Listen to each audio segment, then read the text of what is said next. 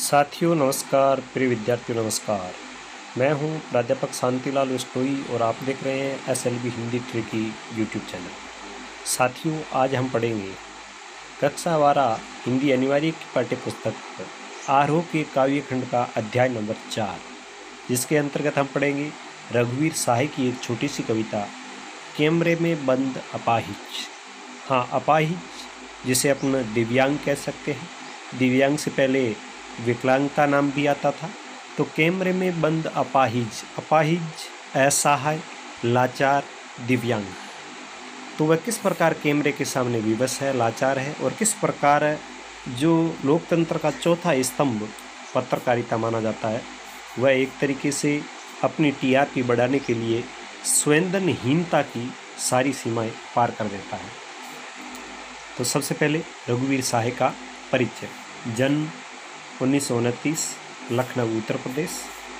प्रमुख रचनाएं अज्ञे द्वारा संपादित दूसरा जो तार सप्तक है 1991, इसके ये सदस्य रहे।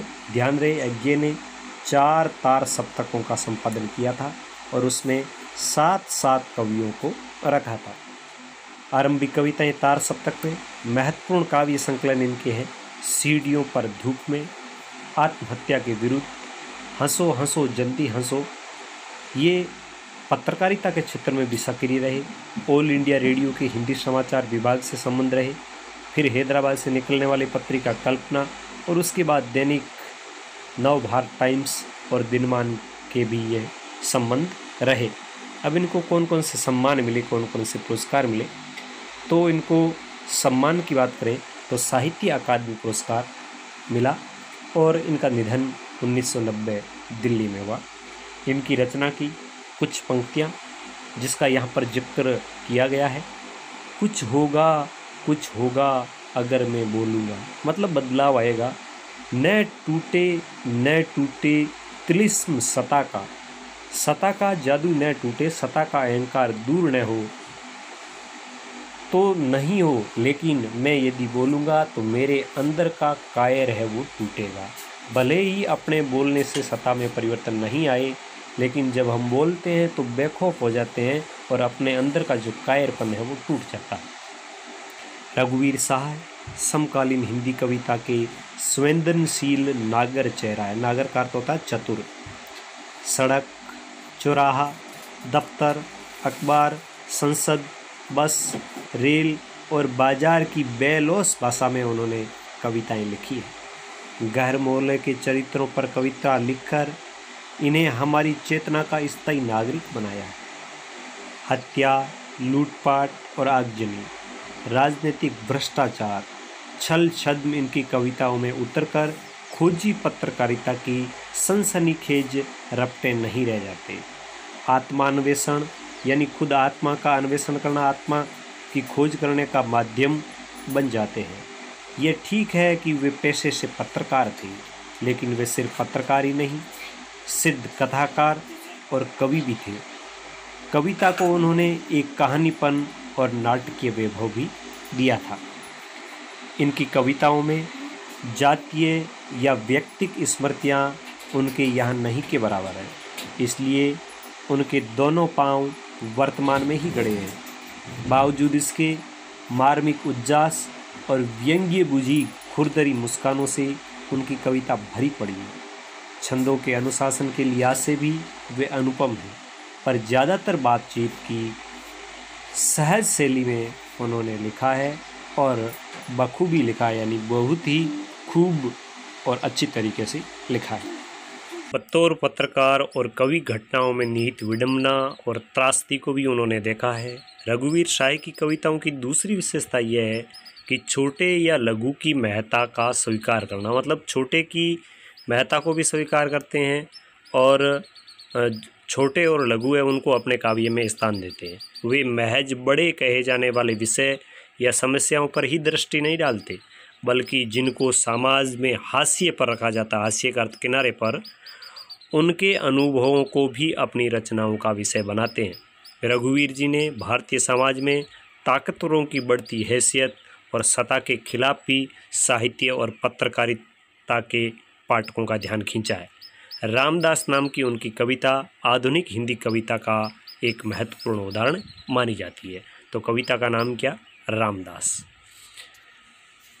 अत्यंत साधारण और अनायास यानी बिना किसी प्रयास, अत्यंत साधारण और अनायास ही प्रतीत होने वाली शैली में समाज की दारुण भयंकर विडंबनाओं को पकड़ने की जो कला रघुवीर शाही की कविताओं में मिलती है, उसका प्रतिनिधि उदाहरण है पाठ्यपुस्तक में दी हुई कविता कैमरे में बंद अपाहिज, जो उनके काव्य संग्रह लोग भूल गए से ली गई है। तो ये आपको प्रसंग में जरूर लिखना है कि यह कविता कहाँ से ली गई है, किस कविता संग्रह से ली गई है। शारीरिक चुनौती को झेलते व्यक्ति से टेलीविज़न कैमरे के सामने किस तरह के सवाल पूछे जाएंगे, कार्यक्रम को सफल बनाने के लिए उससे कैसी भंगिमा की अपेक्षा की जाएगी, इसका लगभग सपाट तरीके से बयान करते हुए कवि ने एक तरह से पीड़ा के साथ दृश्य संचार माध्यम यानी टेलीविज़न के संबंध को रेखांकित किया है। किसी की पीड़ा को बहुत बड़े दर्शक वर्ग तक पहुंचाने वाले व्यक्ति को उस पीड़ा के प्रति संवेदनशील होने और दूसरों को संवेदनशील बनाने का दावेदार होना चाहिए। मतलब होना तो ये चाहिए, लेकिन विडंबना दुख की बात है, खेद की बात है कि आप जब पीड़ा को पर्दे पर उभारने का प्रयास करते हैं तब कारोबारी दबाव के तहत आपका रवैया संवेदनहीन हो जाता है। शाही जी की यह कविता टेलीविज़न स्टूडियो के भीतर की दुनिया को उभारती जरूर है, लेकिन ये आवश्यक नहीं है कि इसे सिर्फ टेलीविज़न माध्यम से जोड़कर देखा जाए। अपनी व्यंजना मतलब व्यंग्य शक्ति में यह कविता हर एक ऐसे व्यक्ति की ओर इशारा करती है जो दुख, दर्द, यातना और वेदना को बेचना चाहता है। इस कविता को शारीरिक चुनौती झेलने वाले लोगों के प्रति संवेदनशील नज़रिया अपनाने की लिए प्रेरित करने वाले पाठ के रूप में देखा जा सकता है। तो बढ़िया प्रश्न बन रहा है, कैमरे में बंद अपाहिज कविता से हमें क्या प्रेरणा मिलती है? तो हमें प्रेरणा मिलती है कि शारीरिक चुनौती झेलने वाले लोगों के प्रति अपनी नज़रिया कैसा हो, संवेदनशील हो।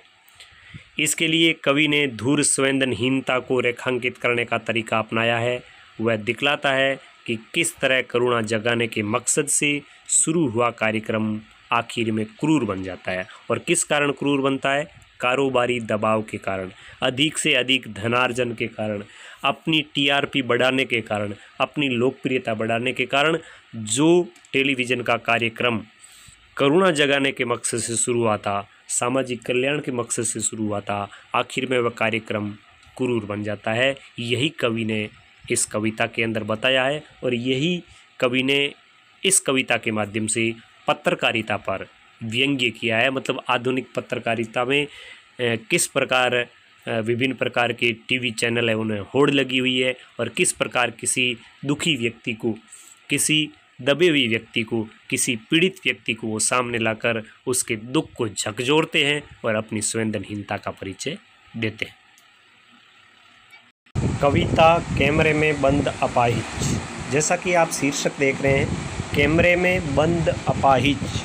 यहाँ अपाहिज शब्द का अर्थ है शारीरिक रूप से, मानसिक रूप से जो विकलांगता है, जो दिव्यांगता है, जो लाचार है, जो दीनहीन है, जो कुछ अपने स्तर पर कर नहीं सकता, जो विवश है, उसके लिए शब्द आया अपाहिज। तो उस अपाहिज को कैमरे के सामने लाकर मीडिया के लोग किस प्रकार के बेतुके बेहुदे उससे प्रश्न करते हैं और उसकी भावना को, उसके दर्द को कुरेदने का काम करते हैं।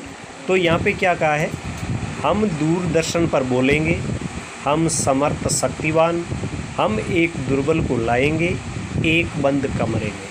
यहाँ कवि रघुवीर शाही कहते हैं कि मीडिया के जो लोग हैं, यहाँ पे दूरदर्शन शब्द का प्रयोग इसलिए किया है, दूरदर्शन का मतलब दूरदर्शन ही नहीं, विभिन्न प्रकार के टीवी चैनल आप कह सकते हो।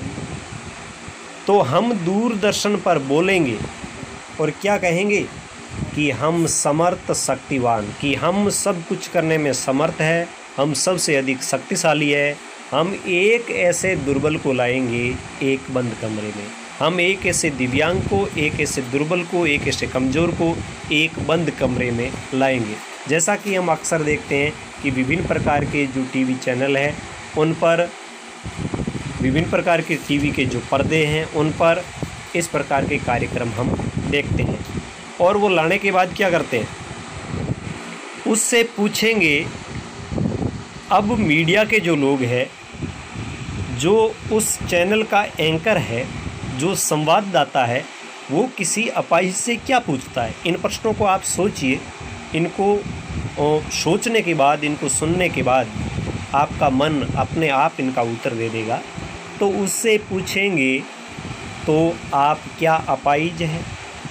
तो आप अपाहिज क्यों हैं? आपका अपाहिजपन तो दुख देता होगा, देता है। कैमरा दिखाओ इसे बड़ा बड़ा। हाँ, तो बताइए आपका दुख क्या है? जल्दी बताइए, वह दुख बताइए, लेकिन वह बता नहीं पाएगा। तो प्रिय विद्यार्थियों, यहाँ पे देखिए आप, ऐसे प्रश्नों से यह साबित हो जाता है कि उस चैनल का जो एंकर है वह संवेदनहीनता की सभी हदें पार कर गया है। वह उससे क्या पूछता है? वह उससे पूछता है, तो आप क्या अपाहिज है? देखिए, सर्वविदित है, अपने सामने यदि अपाहिज बैठा है और यदि हम उसे पूछते हैं कि आप क्या अपाहिज हैं, तो यह मूर्खता की पराकाष्ठा है। उसे हमें मूर्ख ही कहेंगे। अपाहिज है तो इसमें पूछने की क्या बात, लेकिन वो फिर भी क्या पूछता है, तो आप क्या अपाहिज हैं? फिर वह पूछता है, तो आप क्यों अपाहिज हैं?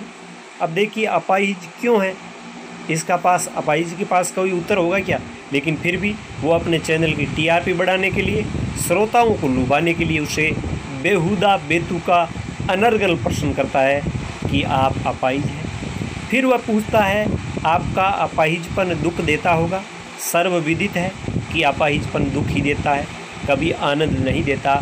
फिर भी ये चैनल वाले, ये मीडियाकर्मी, ये दूरदर्शन के संवाददाता उस अपाहिज की पीड़ा को कुरेदते हैं और पूछते हैं कि आपका अपाहिजपन आपको दुख देता होगा। फिर प्रश्न करते हैं कि देता है क्या? आपको अपाहिजपन आपका दुख देता है? फिर वह कैमरामैन से कहता है, कैमरा दिखाओ इसे बड़ा बड़ा, मतलब इसका चित्र है वो बड़ा करके दर्शकों को दिखाओ। वह कैमरे वाले की ओर इशारा करता है, लेकिन ये कोष्टक में दी हुई पंक्तियाँ हैं, ये कही नहीं जाती है, ये उसका स्वगत कथन होता है। वह मन ही मन ये कहता है और कैमरे वाले को इशारा करता है। फिर वह उस अपाहिज से पूछता है, हाँ तो बताइए आपका दुख क्या है? अब हमें भी पता है कि अपाहिजपन ही उसका दुख है, अपाहिज है तो इससे बड़ा और दुख क्या है, लेकिन फिर भी वह बेतुका प्रश्न पूछता है कि बताइए आपका दुख क्या है। फिर वह संवाददाता, वह एंकर फिर प्रश्न करता है, जल्दी बताइए, वह दुख बताइए कि आपको दुख क्या है। लेकिन लाचार, विवश, दीनहीन, अपने दुख से दुखी, अपने को संतप्त देखकर, अपने को पीड़ित देखकर उसके मन में कुंठा छा जाती है। वह बहुत अधिक दर्द के मारे अपने आप में एक तरीके से दब जाता है और इसी भावना के कारण जो वह एंकर पूछ रहा है उस अपने दुख को वह बता नहीं पाएगा। इतना लाचार, इतना कुंठित और अपने आप को इतना हीन महसूस करने लगता है। कौन? वह एक अपाहिज। लेकिन वह संवाददाता, वह एंकर उसकी पीड़ा को बेचकर, उसके दुख को बेचकर, उसकी यातना वेदना को बेचकर अपना कारोबार सफल करना चाहता है। उसको अपना कारोबार चलाना है। फिर अपाहिज से प्रश्न किया जाता है, सोचिए, बताइए आपको अपाहिज होकर कैसा लगता है। प्रिय विद्यार्थियों, इस पंक्ति को आप ध्यान से देखें, ध्यान से पढ़ें, महसूस करें कि ऐसा भी प्रश्न किसी अपाहिज से किया जाता है क्या? और यदि ऐसा प्रश्न किया जाता है तो हम ये कहते हैं कि उसमें संवेदनशीलता की कोई चीज़ नहीं बची है, उसमें संवेदनशीलता का कोई अंश नहीं है। वह संवेदनहीनता की सभी हदें पार कर चुका है और उसका सिर्फ एक ही लालच है, अपने चैनल की टीआरपी बढ़ानी, अधिक से अधिक लोगों को अपनी ओर आकर्षित करना और अधिक से अधिक अपने कारोबार को सफल बनाना। तो उनका एक ही मकसद होता है, किसी अपाहिज की पीड़ा दिखाकर अपना कारोबार है वो चलाना। तो वो क्या पूछता है, सोचिए, बताइए आपको अपाहिज होकर कैसा लगता है। और देखो, अपाहिजपन दुख ही देता। अपाहिजपन किसी को अच्छा नहीं लगता। फिर वह कहता है कैसा, यानी कैसा लगता है, हम खुद इशारे से बताएंगे कि क्या ऐसा।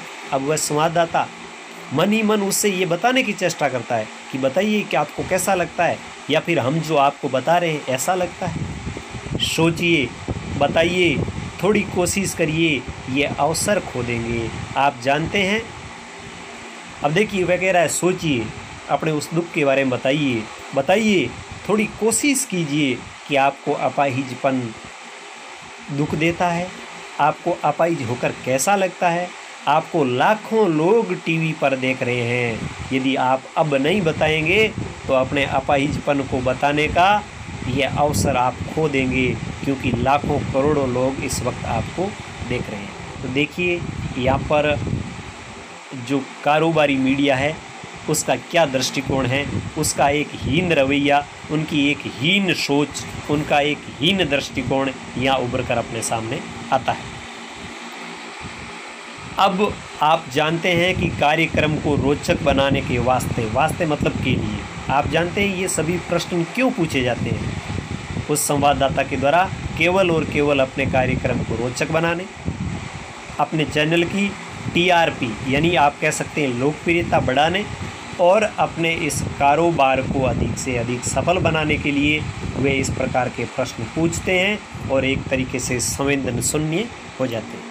फिर कवि कह रहा है हम पूछ पूछ कर उसको रुला देंगे, इंतज़ार करते हैं आप भी उसके रो पड़ने का, करते हैं लेकिन यह प्रश्न पूछा नहीं जाएगा। कवि उस संवाददाता का स्वगत कथन, उसके मन की बात को कहता है कि वह संवाददाता ये कह रहा है, मानो उसके मन के भाव ये है कि हम चाहते हैं कि हम इतने प्रश्न पूछें कि वह अपाहिज रो पड़े, और शायद आप दर्शक भी उसके रोने का इंतज़ार करते हैं। फिर वो प्रश्न कर रहा है कि करते हैं ना आप भी रोने का, लेकिन ये प्रश्न पूछा नहीं जाता है, केवल उसके मन के ये भाव होते हैं कि मैं इसको रुलाऊं, दर्शक भी रोए और किसी तरह हमारा ये कार्यक्रम सफल हो जाए।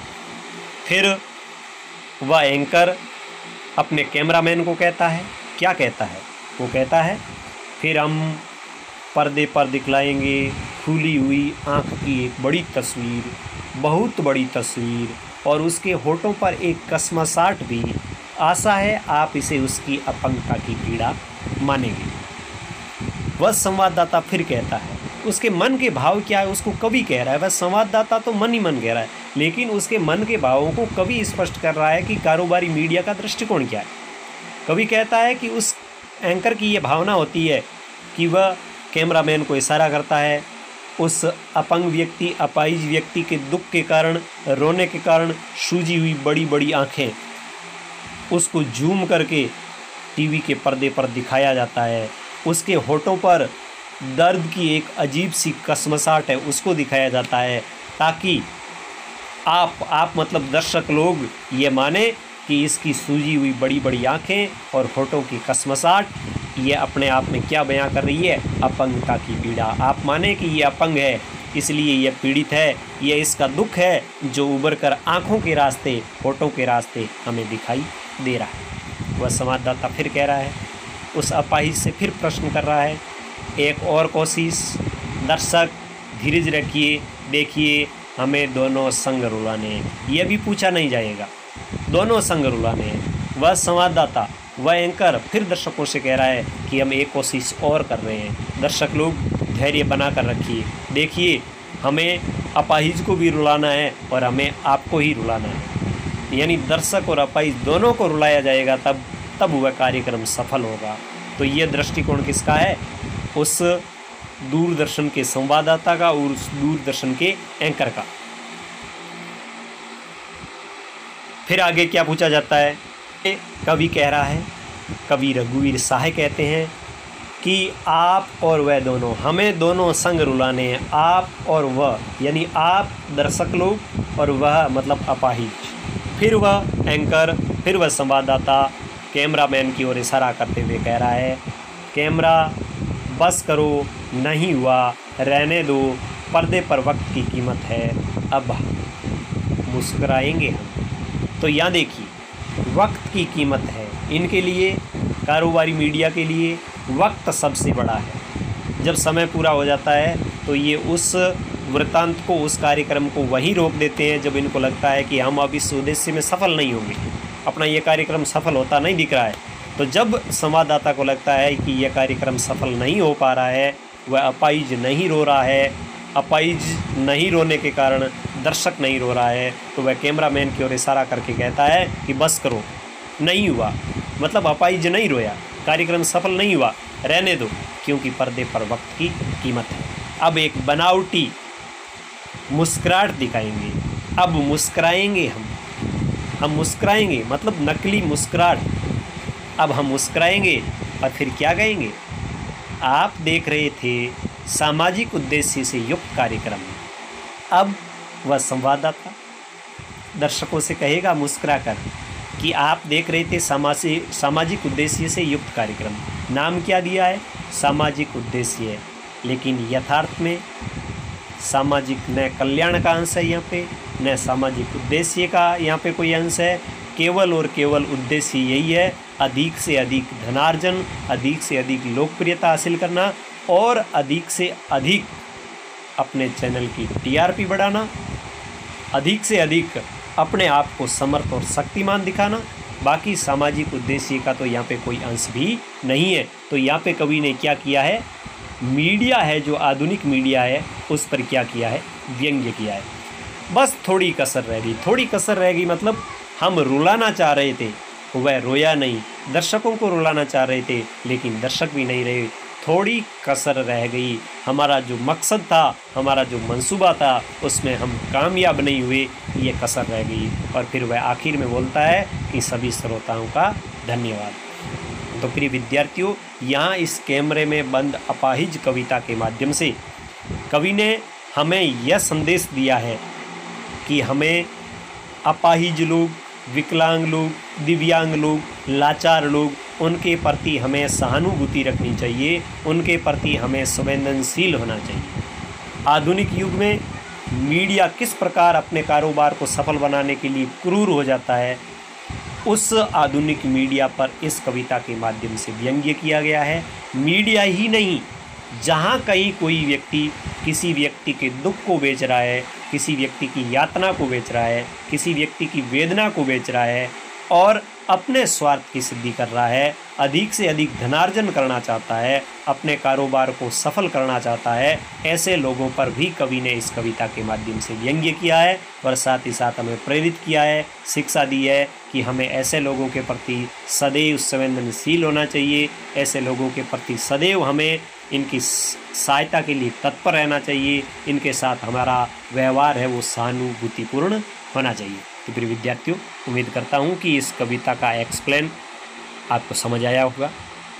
इस वीडियो को आप लाइक करिए, अधिक से अधिक साथियों को शेयर करिए और चैनल पर अनेक सदस्यों को जोड़कर, अपने साथियों को जोड़कर अपने इस SLB हिंदी ट्रिकी यूट्यूब परिवार को बड़ा बनाइए, विस्तार दीजिए। मिलेंगे बहुत जल्द किसी नए वीडियो के साथ, तब तक आइए दीजिए नमस्कार। जय हिंद, जय भारत।